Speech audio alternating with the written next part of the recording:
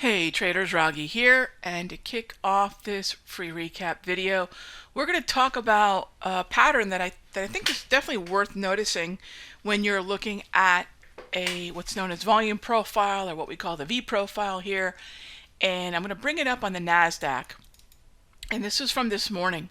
Now, typically this is not going to keep me from taking a trade, but it does temper my bullishness and really leads me to be a little bit more bearish. And it is something that you can look at and make those same judgment calls when you see this happen. And it's something pretty simple. And this is what it is. At 9:30, let's move this chart over a little bit more. At 9:30, one of the first things that I'll look for is where is price action in relation to a few levels. Some of the levels are really basic and very simple to recognize. Where are we in relation to the high we might have made at 2 a.m. Eastern? This is all Eastern time. Where were we in relation to 2 a.m.? Even 3. This is the European. This is the UK Open. How did we respond at the Asian close? What did the market do at 7 a.m.? These are just key times to make note of, especially looking at what the high and the low around these times were. Another way to gauge what kind of mood the market's in as we go into 9:30 is something we call the V profile, volume profile. And this is looking at where the market was in relation to the previous session. So we're talking about, in this case, this is Thursday here. This is Friday back in here. Where did the market open in relation to the V profile? There's 3 levels to the V profile that I track. There's a whole lot more to volume profile, but I try to keep it simple. And there's 3 levels that I'll look at. Were we lower than what we call the value area low? And where are we in relation to the point of control? And with the way the market opened, despite the fact that the market was heading higher on the open, you'll see what it finally ran into. By the way, what happens to the NAS is typically very often going to happen to the S&P as well.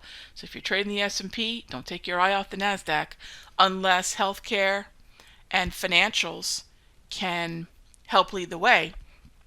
But we traded up. I was very, very, very hesitant to engage the market on this because of just the tendency of that relationship. And also, we saw what Jerome Powell did, and the cleanup crew from the Federal Reserve isn't coming in till Friday. And you'll see the sheer number of Federal Reserve members that are speaking at some point on May the 3rd. So heads up for that. You know what they're going to do.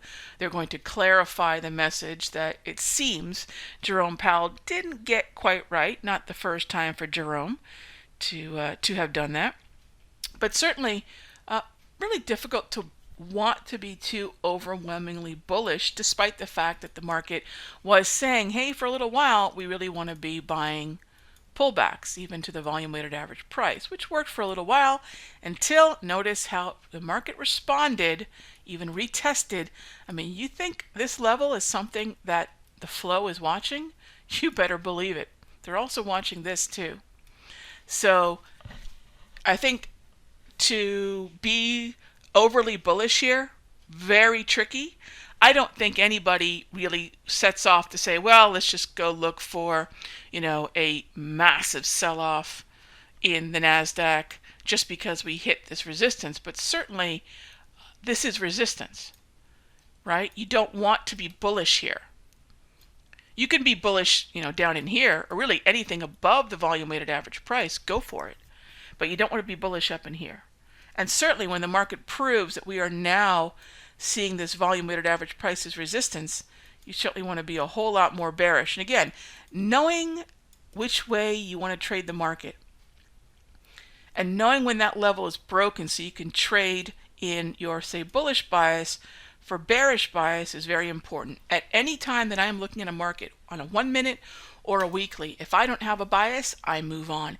And that's how today panned out. Keep an eye on those V profile, those volume profile levels. Look at price and volume together. Very interesting story it was telling today.